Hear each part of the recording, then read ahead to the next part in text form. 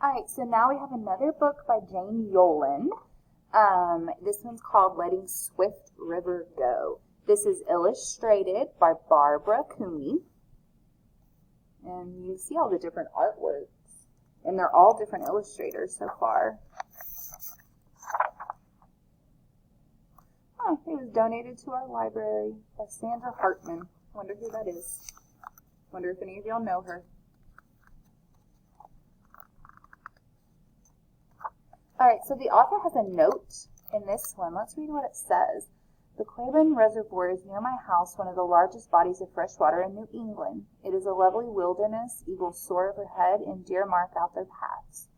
But once it was a low-lying valley called Swift River, surrounded by rugged hills. There were towns in the valley filled with hard-working folks whose parents and grandparents had lived there all their lives.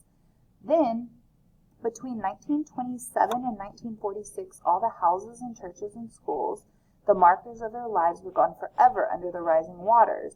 The drowning of the Swift River towns to create the Quabbin was not a unique event. The same story, only with different names, has occurred all over the world.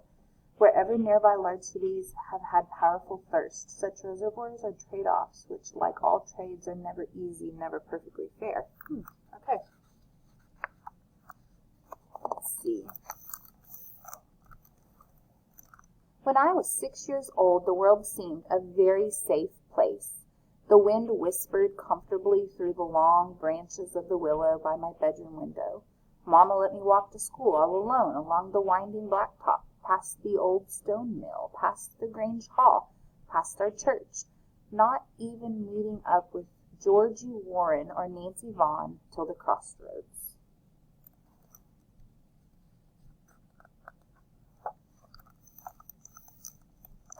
Georgie and I fished the Swift River in the bright days of summer, catching brown trout out of the pools with a pin hook and a bit of thread. We played mumblety peg in the graveyard.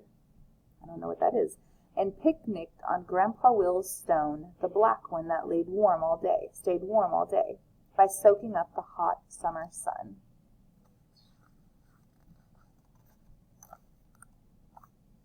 And many a summer night I slept out under the backyard maples with Nancy Vaughn. We'd listen to the trains starting and stopping along Rabbit Run, their long whistles lowing into the dark, startling the screech owl off its perch on the great elm.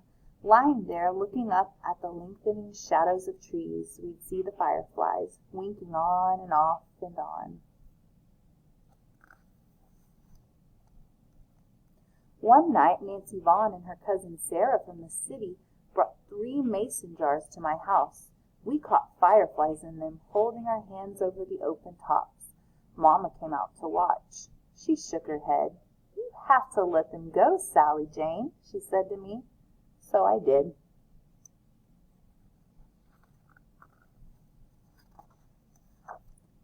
In the deep winter, Papa harvested ice from Greenwich Lake, and Mama kept the stove going in the house all day and all night.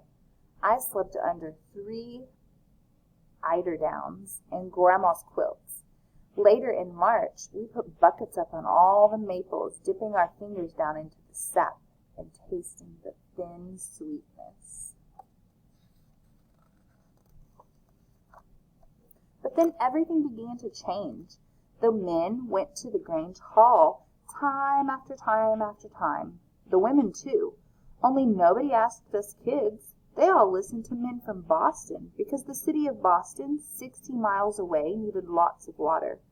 Boston had what Papa called a mighty long thirst, and no water to quench it. We had water here in the valley, good water, clear water, clean water, cold water, running between the low hills. We could trade water for money, or water for new houses, or water for a better life. So it was voted in Boston to drown our towns that the people in the city might drink.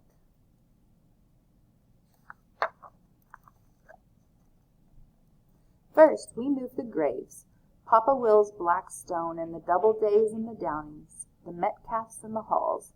Papa read the headstones on the trucks as we helped gather the small remains, hauling them to the new cemetery where everything would be fresh and green.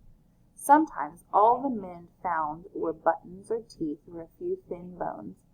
Papa said they left the Indians where they lay. No one wanted to bother with them, but I thought it right they remain in sacred ground. The black flies were fierce, Papa said, fierce. He had bites under his eyes, swollen like tears.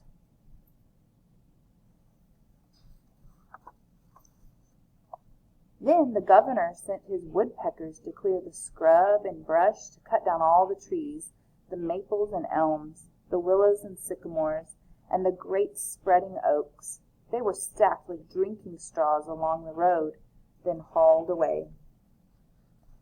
Look at the little fox, like, what is going on? Our houses came next. Some were bulldozed.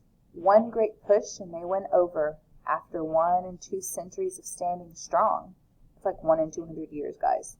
Against wind and snow and rain, Georgie and I watched them push down the old stone mill till the windows of one wall stared out like empty eyes at the far-off hills.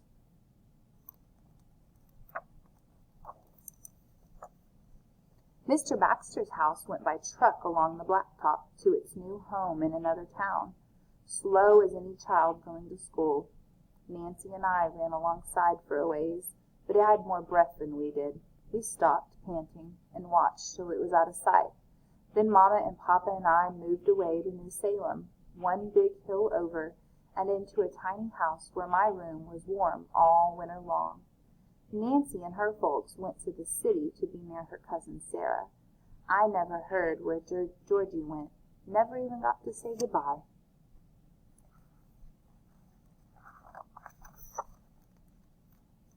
Strangers came with their big machines, building tunnels. I don't even know what that word is. Caissons? The Windsor Dam and the Goodenough Dike. Papa brought me over to watch most Friday afternoons. "You've got to remember, Sally Jane," he said. "Remember our town." But it didn't seem like our town anymore.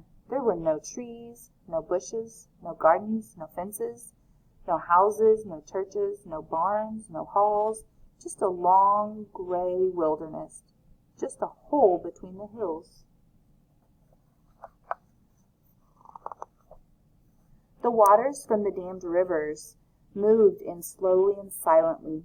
They rose like unfriendly neighbors halfway up the sides of the hills, covering Dana and Enfield, Prescott, and Greenwich, all the little Swift River towns.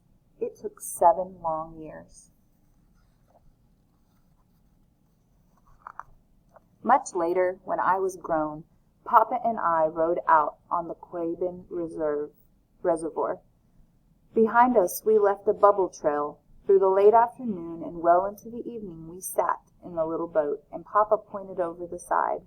"Look, Sally Jane," he said, "that's where the road to Prescott ran. There's the road to Beaver Brook. That's the spot the church stood, where we had you baptized, and the school, and the Grange Hall, and the old stone mill. We won't be seeing those again." I looked.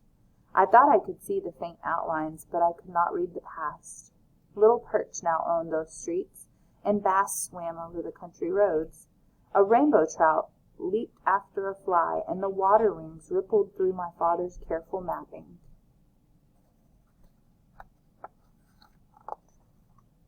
When it got dark, the stars came out, reflecting in the water, winking on and off and on, like fireflies.